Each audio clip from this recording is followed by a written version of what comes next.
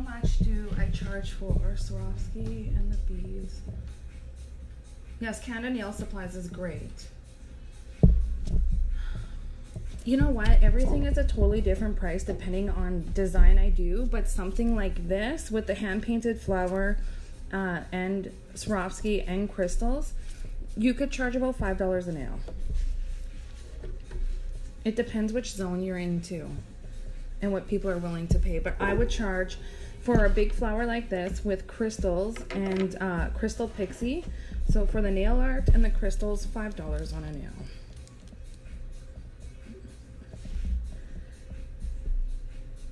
So I'm just dropping a little bit of top coat down. Oh, awesome. Nails are us. See, this is awesome, guys. Yes, please share where you guys get your crystals from.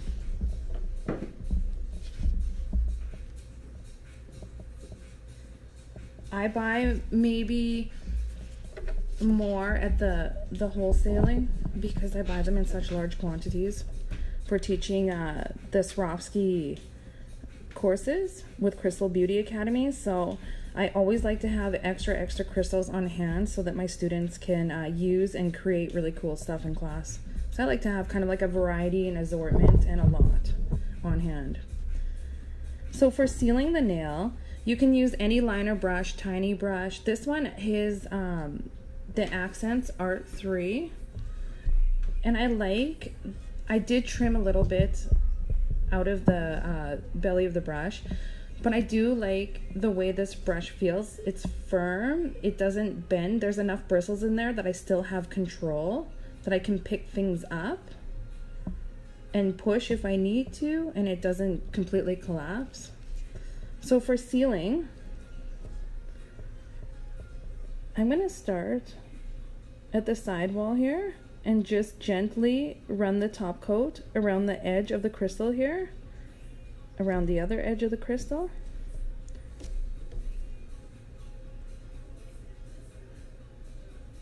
Around the other crystal.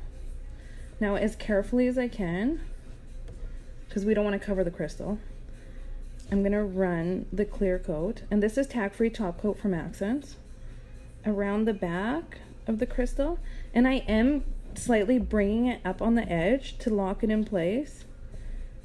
You kind of think of it as like a jewelry setting. And I know you guys can see like a big hump of clear coat here, but I'm going to show you what to do with that little trick. So once I've sealed around the back of this crystal, I'm going to clean my brush, and I'll use that excess gel to gently pull it in between the crystal here and in between this crystal here, locking it all into place. So every crystal has a seal around it. So it's the first thing I like to do is seal my crystals before top coat. And there is a little ridge of gel that you can see. But now I'm going to go in with my tack-free top gloss and seal the whole nail.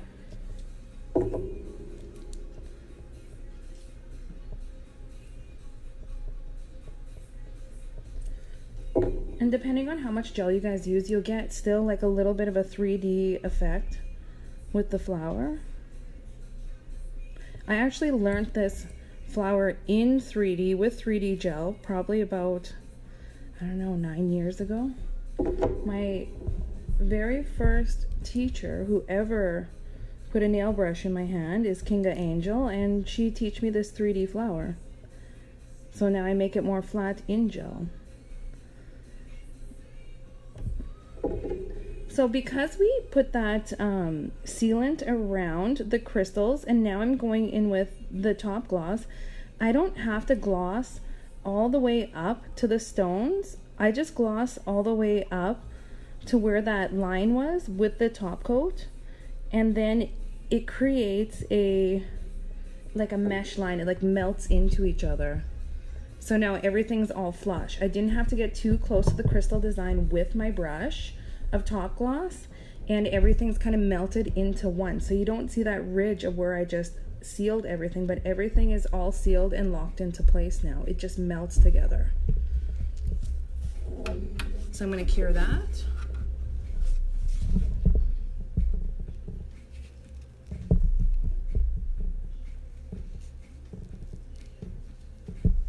Thank you guys for sharing where you get your crystals from.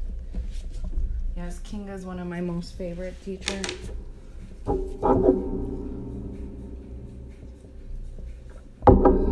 Sometimes maybe I find it weird saying she's my teacher because me and her are actually best friends now. It's really cool how stuff work out. We spend lots of time together.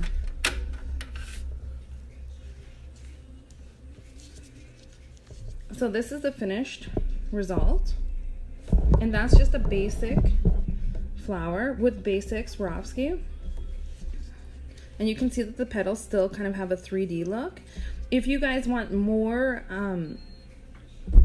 of a flush look and don't want to see the 3D of the flower, you can top coat again. But these are locked in place, these crystals. Nice and smooth. There's no edges or anything on them to get caught.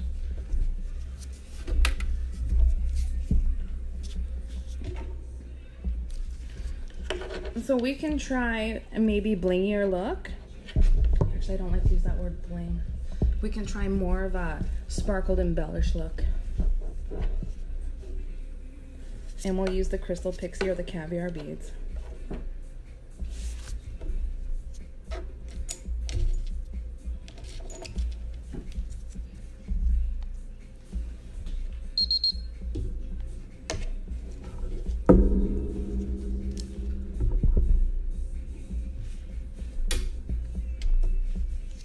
I like the coffin shape. We'll do another one on coffin shape, and then I'll show you guys a quick corner flower after.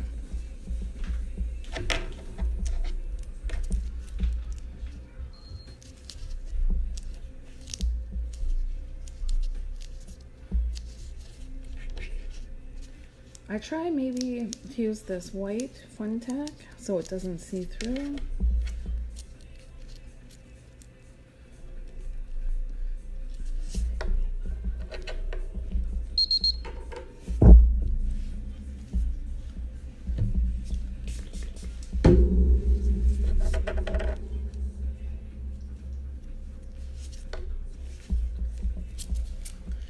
To draw a little X on my desk to make sure that I knew that I'm in range here so everybody can see.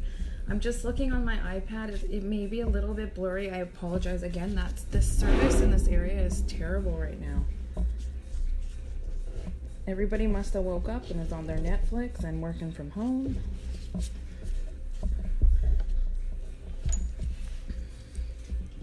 So I'm going to use my Beamy Leaf Gel. I absolutely love Beamy products. I have the whole collection. I just did that tutorial with Amy H Nails and actually won, and the owner of the company had to call me and say, so what do you need or what do you want? Because they were giving away Ultra Box, and he knows that I have everything. So they were amazing and let me restock on a few products. I absolutely love them.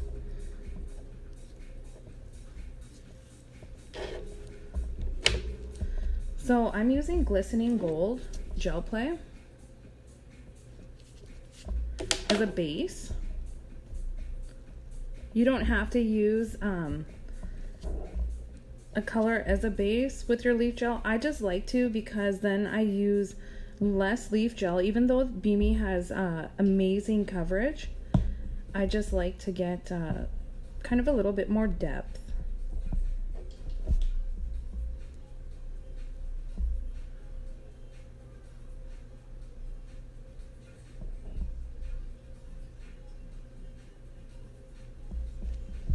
So I paint my base.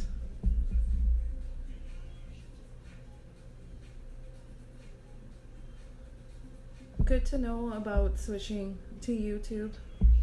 Thank you.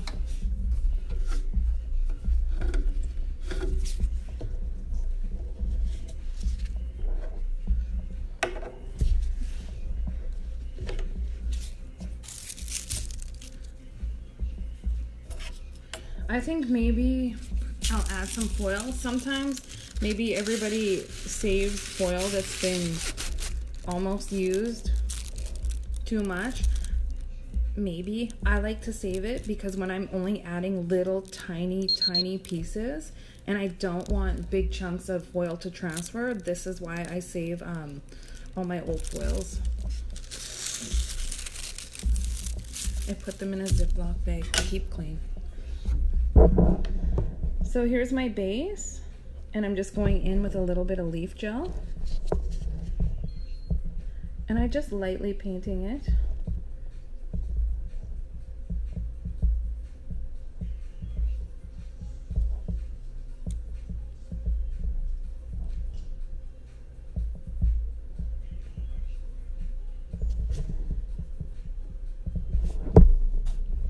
And I'll cure that.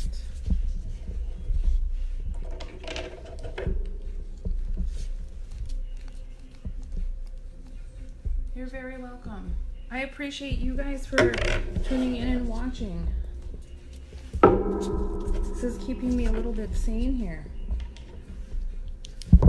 I'm sure we all miss our clients, but I've been without my clients for a very long time. I just get back in the country at the beginning of March. So it's been a long time since I've been able to see my girls.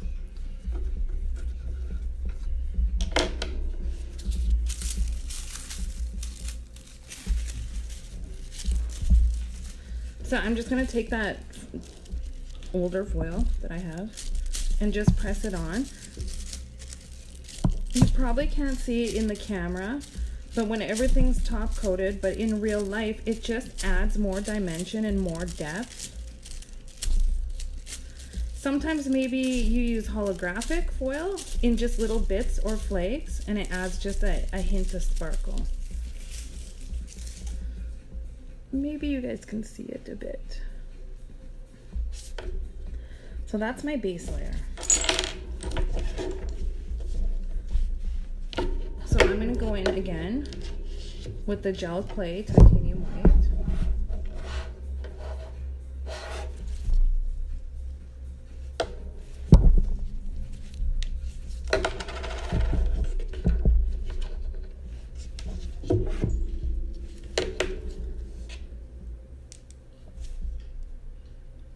My brush a bit, and I'm gonna again pick up that larger little bit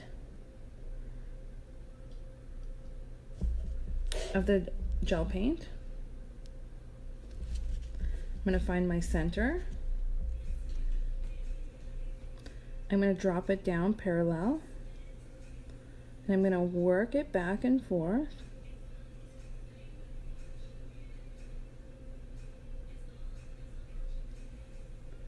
And now that I have the semicircle edge to my first petal, I can start bringing it into the middle.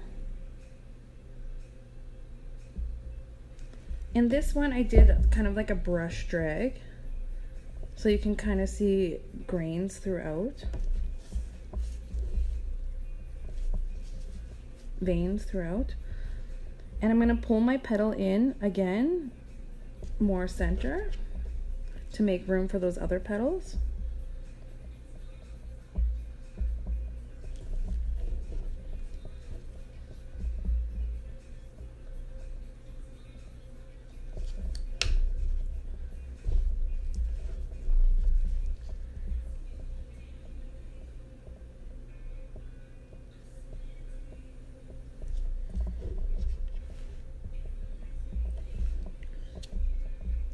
So after I've cleaned my brush, again, I point my tip a bit for the smaller petals.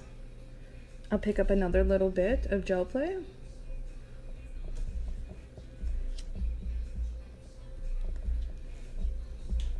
And I'm gonna drop the last, or the top petal in now. Again, you can work it back and forth.